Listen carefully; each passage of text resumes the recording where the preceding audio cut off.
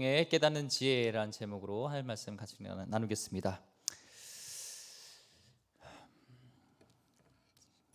눈이 오고 또 추운데도 이곳에 오신 우리 성도님들 주의 이름으로 축복합니다. 네, 예. 오늘 말씀은 이제 이스라엘과 이제 블레셋 군대와의 싸움, 그런 어떻게 시작되고 또 싸움이 진행되는 것들을 통해서 하나님께서 우리에게 주시는 이 메시지가 있습니다. 특별히 사무엘상을 쭉 두면서 하나님께서 왕이시잖아요. 하나님이 통치하실 때가 가장 좋은 거고, 이 사사는 대리 통치자로서 하나님의 말씀에 순종하는 대로 할 때 그들이 보호를 받고 가장 이상적인 국가가 되는데, 하나님이 아닌 다른 나라처럼 인간 왕을 원했던 이스라엘 백성들, 또 사울이 처음에는 이 겸손함도 있었고, 그래서 암몬과의 전투에서는 농사짓다 왔지만 하나님께 함께 하셨을 때, 전쟁은 하나님께 속한 것이기 때문에 하나님 말씀에 순종하고 하나님께 의지하고 하나님 왕으로 인정할 때 하나님이 그 전쟁을 그냥 이기게 하셨잖아요. 그런데 오늘은 어떻게 되어지는지, 또 사울 마음이 어떻게 되었는지, 그의 제목을 보니까 실패라는 거 보니까 뭔가 문제가 있는 것 같은데, 그걸 통해서 우리에게 주시는 메시지가 있습니다. 우리 같이 나누려고 합니다. 자, 오늘 말씀을 먼저 보겠습니다. 1절과 2절 말씀 먼저 보겠습니다. 우리 같이 읽어볼까요? 시작. 사울이 왕이 될 때에 40세라 그가 이스라엘 다스린 지 2년에 이스라엘 사람 3,000명을 택하여 그 중에서 2,000명은 자기와 함께 믹마스와 베델산에 있게 하고 1,000명은 요나단과 함께 베냐민 기브아에 있게 하고 남은 백성은 각기 장막으로 보내니라. 아멘. 자, 오늘 말씀 보니까 이제 사울이 드디어 이제 왕이 된 지 2년이 됐고 나이는 이제 40세가 될 때였습니다. 그 전에는 이제 이 사울 왕이 비정규군, 민병대가처럼 정식 군인은 아니고 평상시엔 농사짓고 일하다가 이제 전쟁이 나고 이럴 때만 불러서 같이 싸웠잖아요. 본인도 농사짓다가 오서 싸우고. 그러다 이제는 정식 정규군, 그러니까 자기 이 산하에 있는 자기 지휘하에 있는 이 풀타임 이제 솔저입니다. 이 파트타임 솔저가 아니라 풀타임 솔저를 이제 구성을 한 거예요. 2년 동안 준비시켜서 모았더니 몇 명이 됐다고 그래요? 친위대가 3,000명이 된 겁니다. 그래서 2,000명은 자기와 함께 믹마스 베델상에 있게 하고 1,000명은 자기 아들이었던 요나단에게 주어서 아래쪽에 이제 베냐민 기브아에 머물게 했습니다. 자, 그런데 이제 3절 보니까 이제 요나단이 문제를 일으키죠. 한번 보겠습니다. 시작. 요나단이 게바에 있는 블레셋 사람의 수배들을 치매 블레셋 사람이 이를 들은지라 사울이 온 땅에 나팔을 불어 이르되 히브리 사람들은 들으라 하니. 자, 게바에 있는 요나다가 게바에 있는 이제 블레셋 사람들 수비대를 친 겁니다. 그러니까 지금도 이 팔레스타인 그죠 이 지역 사람들과 또 이 이스라엘 유대 이 사람들은 서로 이렇게 좀 감정이 있고 뭔가 문제가 있어요. 그래서 이 가자 지구 보면은 항상 무장하고 있고 함부로 이렇게 서로 총을 겨눈다든지 이러면은 일촉즉발로 그냥 뭔가 문제가 막 해서 뭐 사람 죽고 막 폭탄 테러 일어나고 막 이런 일이 일어나잖아요. 지금도 그렇고 이 당시에도 지금 이 지역은 블레셋과 이스라엘이 이게 교묘하게 뭔가 문제가 있었습니다. 군사 갈등이 있는 곳이었어요. 근데 여기를 이 전투를 실제로 촉발시킨 것은 요나단이 촉발시킨 거죠. 그래서 이 개발한 곳에 블레셋 사람 수비대를 지금 공격한 겁니다. 친 거예요. 그러고 나니까 이 사울이 이제 나팔을 불면서 히브리 사람들은 다 들으라 이렇게 얘기합니다. 그것은 이제 내가 통치하겠다, 나를 따르라 하면서 자기 왕권을 인정해달라는 것이죠. 이렇게 되면서 4절 말씀에 보니까 이제 온 이스라엘이 사울이 블레셋 사람들의 수비대를 친 것과 이스라엘이 블레셋 사람들의 미움을 받게 되었다함을 듣고 그 백성이 길갈로 모여 사울을 따르니라. 이 사람들이 요나단을 친 건데 사울이 쳤다, 블레셋 사람들 수비대를 쳤다. 그리고 이제는 블레셋 사람들이 우리를 미워할 것이다, 우리를 공격할 것이다, 우리에게 뭔가 해코지할 것이다 이 생각을 드니까 이제 길갈에 있는 사울에게 다 모여서 그를 따르게 되는 뭔가 이게 힘이 모아지는 그런 상황에 있습니다. 이 사람들이 블레셋이 공격할 것을 두려워해서 이 길갈에 모여서 사울에게 이제 따르게 된 것이죠. 자, 그런데 이제 생각지도 못했던 일이 5절과 6절 말씀에 일어나는데요. 또 보겠습니다. 5절과 6절. 블레셋 사람들이 이스라엘과 싸우려고 모였는데 병거가 3만이요 마병이 6천 명이요 백성은 해변의 모래같이 많더라. 그들이 올라와 베다웬 동쪽 믹마스에 진침해 이스라엘 사람들이 위급함을 보고 절박하여 굴과 수풀과 바위 틈과 은밀한 곳과 웅덩이에 숨음해. 자, 지금 사울이 2년 동안 자기 친위대를 잘 훈련시키고 모았는 인구가 인원수가 몇 명이었죠? 3천 명이었습니다. 근데 지금 이제 요나단이 수비 경비대를 한번 쳤는데 이들이 공격하려고 모인 숫자가 얼마냐면은 보세요. 병거가 3만 명이에요. 그러니까 지금으로 따지면 이 병거는 전차 부대입니다. 이 전차 화력 이게 중요하잖아요. 전차 이게 병거가 3만 명, 또 6천 명 이 기마병 말 타고 달리는 이 기마병이 몇 명이에요? 6천 명입니다. 우리식으로 보면은 이게 지극히 이 현대화된 이 군대가 압도적으로 소집된 거죠.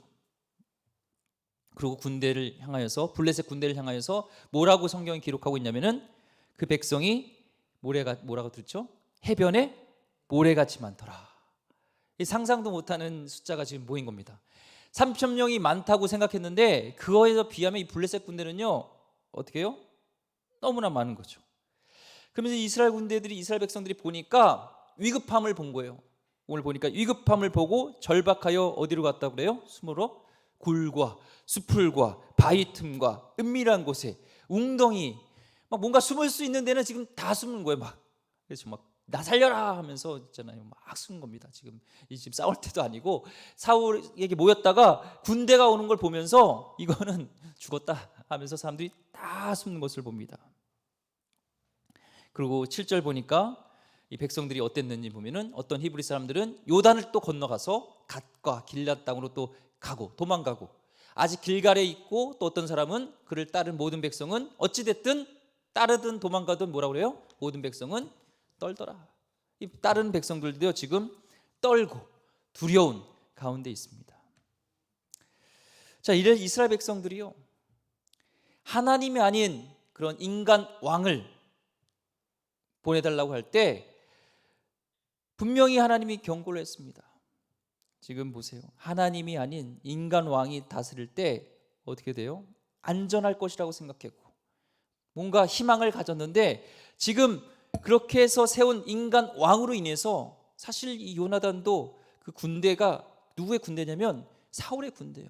그 인간 왕의 군대로 인해서 이 군대가 갈등을 촉박됐고 이제는 그런 위험 속에 놓이게 된 것입니다. 그래서 결국에는 모든들이 숨어야 될 수밖에 없는 이 상황에 놓이게 된 것이죠.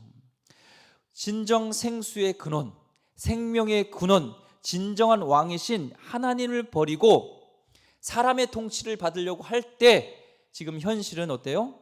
굴과 수풀과 바위 틈과 도망과 떨림, 이런 두려움 속에 있는 것이죠.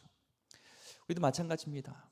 우리 인생 가운데 가장 우리가 붙들고 나갈 분은 사람도 아니고 다른 것도 아닙니다. 오직 하나님을 의지하고 하나님께 인생을 맡길 때 그 인생은 흔들리지 않아요.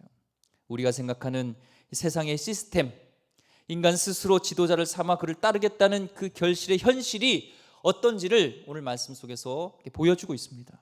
그것은 위기라는 거예요. 하나님이 왕이 아닌 다른 어떤 것을 왕을 삼을 때는 위기다라는 것을 보여줍니다. 근데 어떻게 대처하죠? 사울이 8절부터 9절까지 보겠습니다. 사울은 사무엘이 정한 기한대로 이레 동안을 기다렸으나 사무엘이 길갈로 오지 아니하매 백성이 사울에게로 흩어지는지라 사울이 이르되 번제와 화목 제물을 이리로 가져오라 하여 번제를 드렸더니 하나님이 세우신 이 지도자, 백성의 지도자는 누구 말씀을 듣고 따라야 되는 거예요? 하나님 말씀을 듣고 행해야 되잖아요. 이 사무엘이 길갈로 이제 내려와서 뭔가 중요한 일, 또 이게 전쟁이 있을 때 길갈로 내려갈 것인데 너가 먼저 길갈로 가 있어. 그러면 내가 또 가서 같이 번제물을 드리고 또 이래 안에 내가 와서 뭔가 하나님께서 너에게 명령하는 것, 하나님이 주신 말씀을 메시지를 너에게 줄게. 넌 그대로 따라. 이렇게 약속을 정한 겁니다. 그런데 지금 그 약속을 그 명령을 듣지 않는 거예요. 백성들이 흩어지기 시작합니다. 자기 같이 있었던, 그래도 모였던 이 백성들이 그렇게 많은 이 블레셋 군대들의 모습을 보면서 두렵고 떨리면서 흩어지기 시작했어요. 결국에 15절 보니까 얼마큼 남았는지 다시 한번 15절 볼까요? 사무엘이 일어나 길갈에서 떠나 베냐민 기브아로 올라가니라. 사울이 자기와 함께한 백성의 수를 세어보니 몇 명이에요? 600명 남았어요. 그나마 그래서 1000명에서 이제는 600명밖에 안 남은 이런 상황입니까? 그러니까 하나님, 이 사울이 어떻게 했냐면 하나님의 임재의 상징 번제, 화목제를 사무엘 없이 본인이 드리기로 결정하고 그대로 행한 것이죠. 원래 사울이 처음 사무엘을 만났을 때 하나님의 영이 임하여서, 성령이 임하여서 예언을 하고 성령이 충만할 때는 이렇지 않았습니다. 우리 같이 말씀 통해서 보았지만 사무엘상 10장 6절에서 8절 보면요, 이렇게 나옵니다. 내게는 여호와 영이 크게 임하리니 너도 그들과 함께 예언을 하고 변하여 새 사람이 되리라. 이 징조가 내게 임하거든 너는 기회를 따라 행하라. 하나님이 너와 함께 하시느니라. 너는 나보다 앞서 길갈로 내려가라. 내가 내게로 내려가서 번제와 화목제를 드리니 내가 내게 가서 내가 행할 것을 가르칠 때까지 7일 동안 기다리라. 이런 국가의 결정적인 일, 특히 전쟁을 앞두고 나서는 길갈에 먼저 가라. 그리고 거기 가서 내가 또 가면은 번제와 화목제를 내가 드릴 거야. 너 아니야, 내가 드릴 거야. 제사장인, 이건 하나님의 말씀으로 주신 거예요. 제사장이 드려야 되는 것이고, 그리고 사울, 너가 행할 것을 가르칠 거야. 그러니까 사울을 왕으로 세웠지만 성경에 보면 사무엘이 사울을 왕이라고 얘기 안 해요. 지도자라고 얘기합니다. 진정한 왕은 하나님이었어요. 그러니까 하나님의 그런 말씀을 듣고 대언하는 자는 사무엘이었지 사울이 아니었습니다. 역할이 달랐어요. 그는 하나님이 세우신 왕이지만 그는 하나님을 왕으로 인정해야 되고 순종하고 사무엘을 통해서 주신 하나님의 말씀을 드려야 되는 것이 그에게 가장 중요한 일이었습니다. 7일을 기다려라 합니다. 하나님의 뜻을 확인하는 그 단계가 있었습니다. 우리가 이 말씀을 통해서 우리가 알 수 있는 것은 성령에 충만한 사람, 성령이 운임하는 사람, 성령께서 지배하는 사람의 특징이 뭐로 할 수 있겠어요? 하나님의 말씀을 끝까지 순종한다. 내 의지로, 내 노력으로 하나님의 말씀을 순종할 수 없어요. 성령께서 함께 하실 때 이 사울도 보세요. 여호와의 영이 크게 임하여서 예언하고 성령이 충만할 때는 하나님 말씀에 순종을 하지만 지금 하나님 성령이 충만하지 않을 때는 지금 하나님 말씀을 순종하지 않는 모습을 보게 됩니다. 우리가 하나님의 영이 함께 하시길 원합니다. 성령이 여러분과 충만하길 원합니다. 왜요? 성령님은 예수님을 증거하는 영이시고 그 성령님을 통해서 이 말씀이 조명되어지고 그 말씀을 순종하게끔 하는 하나님의 능력이 우리 가운데 주신 것입니다. 네. 지금 사울은 똑같은 사람이요. 암몬 자손을 칠 때나 지금 이 블레셋이 싸울 때나 같은 사울인데 다른 것은 성령의 감동이 없고 지금 내가 주인 되어서 내가 왕이란, 하나님이 왕이라는 것을 잊어버리고 그런 말씀에 순종하지 않고 나가는 모습을 보게 됩니다. 여기서 우리가 확인할 것이 있어요. 그건 뭐냐면 하나님의 말씀을 순종하는 것이 그리 간단하지 않다는 겁니다. 말은 쉽죠. 하나님 말씀 순종하면 되죠. 근데 그렇게 간단하지 않다는 거예요. 목사인 저도요, 순종하자 하지만 힘들어요. 우리 성도님은 잘 순종하시죠? 이게 하나님 말씀을 순종하면 안정적이 되고 기쁜 상황이 되고 나의 문제가 다 역전되는 것을 눈으로 보면 우리는 해요. 경험된 분들은 왜 순종을 잘 하죠? 성교에서 함께 하실 때. 그런데 오늘 말씀 보면 하나님 말씀을 순종하기 위해서 나가는데 정한 기간이 있어요. 7일이 지나렸어요. 이제는 600명밖에 안 남았습니다. 지금 왕으로서 수치를 당하고 나라를 지금 빼앗기고 지금 까딱하면은 내 목숨이 위태롭게 되는 그런 상황에 있어요. 하나님 말씀에 순종하는 것이요 생각보다 쉽지 않다. 근데 7일을 기다렸는데 누가 안 왔습니까? 사무엘이 안 왔어요. 그러니까 이제 어떻게 하죠? 10절 보니까 번제를 마칩니다. 번제를 드려요. 근데 마침 사무엘이 그때 온 거예요. 번제를 드리기 마치자 사무엘이 온지라 사울이 나가 맞으며 무난한 겁니다. 이제 7일 동안 기다려서 안 왔어요. 근데 사무엘 그래서 내가 번제를 드리겠다, 화목제를 드리겠다 했는데 그때 마침 끝나고 나니까 사무엘이 딱 온 겁니다. 지금 보세요. 정황상으로 볼 때는, 인간적으로 볼 때는 이 사울이 번제를 드린 것이 정황을 볼 때 부득이하게 드릴 수밖에 있는 상황이에요? 아니에요. 정황으로 볼 때는 그렇잖아요. 보세요. 지금 블레셋 군대가 막 3만 명 전차로 오고 6천 명의 막 기마병이 오고 막 모래 같은 숫자로 떼거지로 몰려오는데 자기는 지금 그 수천 명 그나마 3천 명에서 줄고 죽어서 600명밖에 안 남았어요. 빨리 이 주님께서 임재하시는, 하나님께 임재하시는 그 상징인 이 예배를 드리고 하나님께서 싸우시겠다는 이 제단에 들여서 불을 내고 그래야지 하나님 함께 하시는데 승리하는데 아직 사무엘은 안 오고 있어요. 정황적으로 볼 때는 이해가 됩니다. 11절 말씀 보겠습니다. 사무엘이 이르되 왕이 행하신 것이 무엇이냐 하니 사울이 이르되 백성은 내게서 흩어지고 당신은 정한 날 안에 오지 아니하고 블레셋 사람은 mik마스에 모였음을 내가 보았으므로. 그런 거죠. 지금 편하게 제가 얘기했지만 보세요. 지금 백성이 막 흩어지고 있습니다. 정한 날에 당신은 오지 않았습니다. mik마스에 지금 이 블레셋 군대는 보세요. 이렇게 많이 몰려 있는데 어떻게 합니까? 하는 거죠. 질서를 무시하는 순간 내 신앙의 근간은 흔들립니다. 영적 권위를 지금 사울에게 주지 않았어요. 사무엘에게 주었습니다. 하나님은 사울에게 직접 말씀하지 않고 질서를 통해서 사무엘을 통해서 말씀하기를 원하셨습니다. 여러분, 하나님께서도 교회 질서를 통하여서 말씀하시는 것을 믿으십니까? 예. 설교자를 통해서도 하나님은 말씀하세요. 아멘. 예. 우리의 신앙에 있어서요, 이 순간에 나에게 말씀하신다는 그 믿음이요 얼마나 중요한지 봅니다. 저도 돌아보면은 오늘 말씀은 나에게 분명 주신 말씀이야. 꼭 이 말씀은 내가 붙들어야 될 말씀이야. 하나님이 지금 목사님을 통해서 나에게 지금 말씀하고 있어 하고 내가 그 예배를 사모하면서 나갈 때 거기서 주신 은혜가 있습니다. 그리고 그 말씀은 내 심령을 변화시키고 내 삶을 변화시키는 말씀이 될 수 있었습니다. 그런데 그렇지 않고 그냥 드리는 예배지 뭐 저건 뭐 저분한테 준 말씀이고 누군가 여기 말씀에 들을 사람이 있겠지 하는 메시지는 그냥 남지 않습니다. 오늘 그와 같습니다. 오늘 하나님께서 나에게 주시는 이 메시지가 있다는 것, 사무엘을 통해서 주신다는 그 메시지를 듣지 않음으로 인하여서 발생하는 문제는 너무나 심각합니다.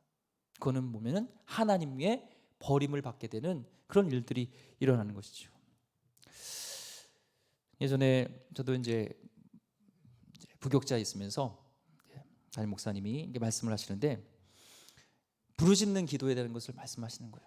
성경에도 이 부르짖는 기도가 많잖아요. 근데 저는 조용한 기도가 좋아요. 사실 조용한 기도, 침묵 기도 좋아하고. 왜냐면 제가 선교지에 있으면서 이 침묵 기도를 통하여서 조용한 기도를 통해서 하나님을 친밀하게 만난 경험이 있거든요.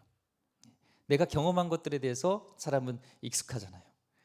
근데 우리 목사님은 계속 그런 부르짖으라 기도하면서 막 때로는 훈련도 시키고 막 하는 거예요. 막 너무 안 맞는 거죠. 저는 이렇게 대외적으로 드러나는 게 지금 이 설교자고 목회자니까 이 앞에 쓰지만 사실 이렇게 대외적으로 쓰는 거 별로 안 좋아합니다. 사실 이렇게 소그룹으로 또 1대1로 이렇게 상담하고 이런 것들 여러분이 저랑 경험 안 해서 보겠지만 그런 걸 더 재능이 있고 달란트가 있는 것 같아요. 대외적인 설교 잘 못하는 것 같아요.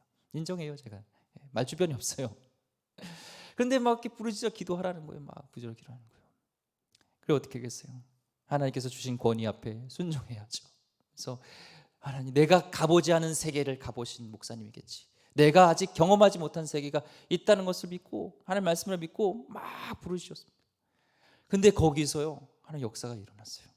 내 안에 있었던 어둠이 떠나가고 상처들이 떠나가고 또한 그 부르짖음에 하나님께서 임재하시는 것들을 경험했어요. 그 이유는 이제 부르짖음만 기도합니다. 부르짖음의 능력을 경험했어요. 그래서 그때 순종하지 않았고 내 생각, 내 고집, 내 지식만 의지했다면 그 세계 또 부르짖는 기도의 능력을 경험하지 못했는데 라는 유익이 있었던 것을 보게 됩니다. 우리는 경청하는 이 마음 자세가 중요해요. 지금 자기 곁에 이 사울은 600명 남은 것, 이제 자기를 지지했던 사람이 600명이라는 것은 20%에서 30%밖에 안 됩니다. 7위대도 오지 않아요. 블레셋 사람들은 믹막스에 모여서 떼거지로 몰려서 지금 자기를 위협하고 있습니다. 계속 자기 있던 군사들은 흩어지고 떨고 있습니다. 좀 뭐 좀 해주세요. 왕이시여 뭘 해야 될 거 아닙니까? 이런 속에 있죠. 이때 어쩔 수 없이 나는 제사를 드릴 수밖에 없었습니다. 하소연하는 겁니다. 그렇다면은 사무엘 입장에서는 어쩔 수 없었네 이렇게 할 수 있어요 상황이. 근데 13절 14절 보니까 이 책망은 우리가 생각하는 그 헤아림을 넘어섭니다. 한번 같이 보겠습니다. 사무엘이 사울에게 이르되 왕이 왕령대에 행하였도다. 왕이 하나님 여호와께서 왕에게 내리신 명령을 지키지 아니하였도다. 그리하였더라면 여호와께서 이스라엘 위에 왕의 나라를 영원히 세우셨을 것이오늘 지금은 왕의 나라가 길지 못할 것이라 여호와께서 왕에게 명령하신 바를 왕이 지키지 아니하였으므로 여호와께서 그의 마음에 맞는 사람을 구하여 여호와께서 그를 그의 백성의 지도자로 삼으셨느니라 하고. 아멘. 지금 이 행동이 왕이 망령되게 일컬었대요. 그리고 하나님께서 내리신 이 명령을 지키지 않았기 때문에 하나님 나라는 하나님이 통치하시는 곳이고 하나님의 통치는 그 하나님 명령에 순종하는 곳이 하나님 나라인데 그 명령에 순종했다면 하나님 나라가 영원하게 거하면서 당신의 위에 나라가 영원할 텐데 이제는 그 명령을 지키지 않았고 하나님을 왕으로 인정하지 않았기 때문에 이제는 너를 폐하하고 이제 내 마음에 맞는 사람, 내 마음에 합당한 사람을 다시 지도자로 삼겠다고 이런 말씀을 주십니다. 우리가 볼 때는 너무하다 생각하지 않아요? 사울 볼 때는 입장 볼 때는 충분할 수 있잖아요. 이제 600명밖에 안 남았는데 너무나 그의 행동에 비해서 큰 책망을 하는 것 같습니다. 우리는 그렇게 생각할 수가 있어요.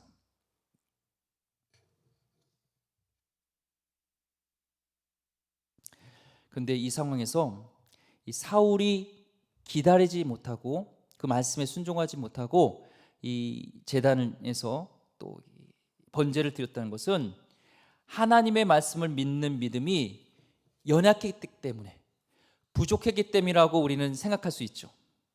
그런데 그게 아닙니다. 우리는 어떤 행동을 함에 있어서 믿음이 없이는 행동하지 않아요.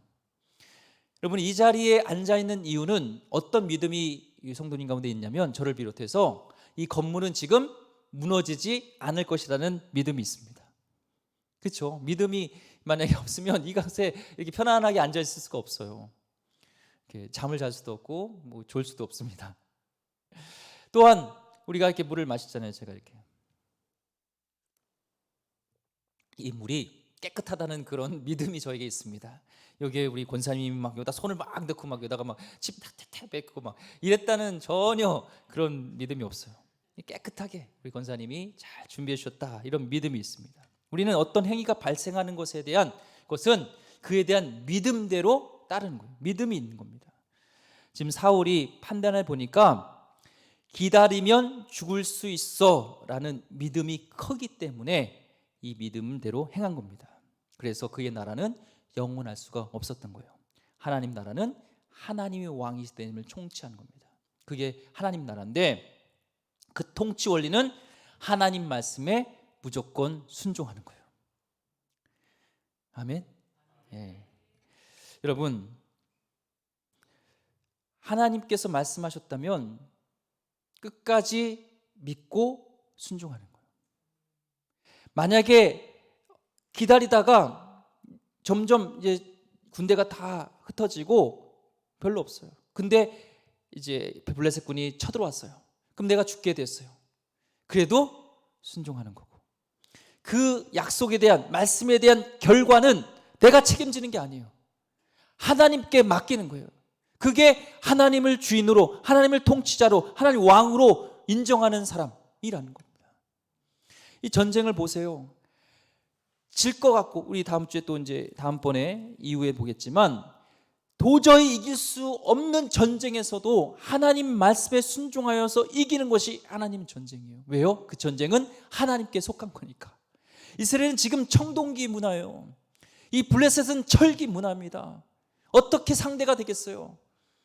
근데 이길 수 있는 방법은 하나님이 왕이 되시고 하나님이 다스릴 때 이길 수 있는데, 지금 이 사울은 그것을 안 한 것이죠. 여러분, 하나님 마음에 맞는 분으로 끝까지 그 하나님 말씀을 순종하려다가 죽은 분이 있습니다. 그분이 누구예요? 예수 그리스도십니다. 그분은 세상에 오시면서 말씀하기를, 고백하기를, 나는 이 세상에 온 것이 내 뜻이 아니라 나를 보내신 이의 뜻을 행하기 위해서 왔다. 예수님 자체가 오신 것이 내 뜻이 아니라 하나님의 뜻을 행하기 위해 왔다 얘기합니다. 그것이 나의 양식이다 말씀하셨습니다. 그분이 십자가에 돌아가시기 전에 겟세마네 동산에서요, 정말 이 땀방울이 핏발을 내도록 간절하게 기도하면서 했던 것이, 아버지여, 할 수만 있으면 이 잔을 내게서 지나가게 해달라고 했습니다. 그 이 잔은 십자가에서 죽는 거잖아요. 그것이 죽음에 대한 두려움보다 하나님과 한 번도 이렇게 분리되지 않았던 그 상황, 이제는 모든 인류의 죄를 다 뒤집어쓰고 그 순간만큼은 죄하고 하나님은, 거룩하신 하나님과는 함께 있을 수 없기 때문에 그 순간만큼은 하나님도 외면해야 되는, 분리되는, 한 번도 분리되지 않았던 그 아버지와의 친밀함 속에서 분리된 것이 너무 싫었기 때문에 그것은 감당할 수 없기에, 아버지여, 가능하다면, 할 수만 있다면 이 잔을 내게서 벗어나게 해달라고. 하지만 뭐라고 그랬죠? 내 뜻대로 마음을 굽시고 아버지의 뜻대로 되기를 원합니다. 그리고 아버지의 명령대로 그대로 십자가에서 죽으셨습니다. 말씀대로 순종하면 죽음은 어떡하지? 그것을 고민하지 않고 아버지를 믿고 그대로 죽었습니다. 불의하게 죽은 거예요. 그렇게 했다고 예수님을 죽였던 헤롯 왕과 바리새인과 사두개인이 부패한 그들은 그대로 있었어요. 그들의 변화는 없었습니다. 그냥 하나님의 뜻대로 죽었어요. 이해되지 않지만 십자가에서 죽었어요. 우리도 그럴 수 있죠. 하나님, 우리가 뭐 살아야지, 그래야지 하나님 뜻을 또 행할 수 있지 않겠어요? 우리도 뭔가 살아야지 하나님 말씀을 붙들 수 있지 않겠어요? 내가 먼저 살아야지 내가 그래도 하나님께 헌금도 하고 헌신도 하고 하나님께 나가지, 어떻게 하나님 내가 죽을 수 있어요? 그런데 주님은 그냥 주님 말씀대로 죽으셨습니다. 빌립보서 2장 6절에서 8절 말씀, 예수님을 어떻게 고백하냐면은, 그는 근본 하나님의 본체시나 하나님과 동등됨을 취할 것을 여기지 아니하시고 오히려 자기를 비워 종의 형체를 가지사 사람들과 같이 되셨고 사람의 모양으로 나타나사 자기를 낮추시고 죽기까지 복종하셨으니 곧 십자가에서 죽으심이라. 아멘. 죽기까지 복종하신 그를 우리 하나님은 지극히 높이사 완전한 승리로 이끄시고 모든 인류의 구원으로 바꿔주셨다는 겁니다. 우리는 이해가 되지 않지만 하나님의 명령을 따르는 우리는 하나님 말씀에 순종하는 것이 중요한 거예요. 내가 판단해서 이렇게 하는 것이 좋겠다 생각했던 사울의 생각이 아니라, 내가 죽을지라도 하나님의 말씀이고 하나님의 명령이면 나는 지키겠습니다. 이 태도가 하나님은 왕으로 인정하는 것입니다. 그래서 빌립보서 2장 5절 말씀에 뭐라고 고백하죠? 같이 읽어보겠습니다. 시작. 너희 안에 이 마음을 품으라 곧 그리스도 예수의 마음이니. 뭐예요? 끝까지 아버지를 왕으로 인정하고 나의 뜻이 아닌 아버지의 뜻을 따르는 그 마음을 품으라고 우리에게 말씀하고 있습니다. 하나님께서 주셨던 약속은요, 현실과 다를 수가 있습니다. 그래서 약속인 거예요. 약속을 주신 것 내가 믿는다. 우리 삶 속에서 어떻게 표현되냐면, 현실이 내가 원하는 대로 되지 않아도 우리는 그 약속을 믿고 하나님을 믿고 신뢰하고 지킴으로 드러나는 것입니다. 우리가 드리는 제사요, 예배 드린다고 다 좋은 게 아니에요. 오늘 우리 사울처럼 마찬가지입니다. 그는 제사 드렸습니다. 예배 드렸습니다. 근데 하나님이 기뻐하시지 않았다는 거예요. 하나님 말씀을 믿지 않고 순종하지 않는 제사는 하나님이 싫어하십니다. 오히려 그 제사가 웅장할수록 하나님은 역겨워하셔요. 오늘 이 시간에 예배 드리러 왔습니다. 하나님의 기쁨이 되기 왔습니다. 그렇다면 우리의 예배자의 자세는 무엇이 될까요? 십자가에서 나의 뜻과 모든 것을 다 내려놓고 하나님의 말씀이라면 죽을지라도 거기에 침묵하고 순종하셨던 예수님처럼 그 마음을 우리가 배우면서 나가는 것이 예배자의 모습인 줄 믿습니다. 그동안 내가 원했던 예배, 하나님 내가 이거 하고 싶어요, 하나님 이거 들어주세요, 하나님 이것을 하나님 나에게 주세요 요청했던 그런 우리 뜻이 있다면 오늘 예배를 통해서 하나님께서는 분명히 멈춰라, 가라, 해라, 하지 마라 분명히 말씀하실 거예요. 내 뜻과 다를지라도 그것에 순종하는 그런 귀한 백성 되기를 주의 이름으로 축원드립니다. 기도하겠습니다. 하나님, 오늘 말씀을 통해서 사울이 자기 상황과 정황을 볼 때 그것이 옳다고 하였지만 결국에는 하나님과 끊어지는 그런 결과를 낳았습니다. 하나님, 우리가 드리는 예배가 하나님께 초점이 맞춰지기보다 나에게 맞춰주어서 하나님 나가는 것이 있다면 이 시간에 내려놓고 온전한 하나님의 뜻에 순종하면서 아버지의 뜻이라면 내가 죽을지라도 하나님 점점 나의 군인 숫자가 줄지라도 하나님께서 멈추라 했으면 멈추고 가라면 갈 수 있는 그런 순종의 자세, 하나님을 인정하는, 왕으로 인정하는 그런 예배자 되게 하여 주시옵소서. 예수님 닮게 하여 주시옵소서. 귀하신 예수 그리스도 이름으로 기도드립니다. 아멘.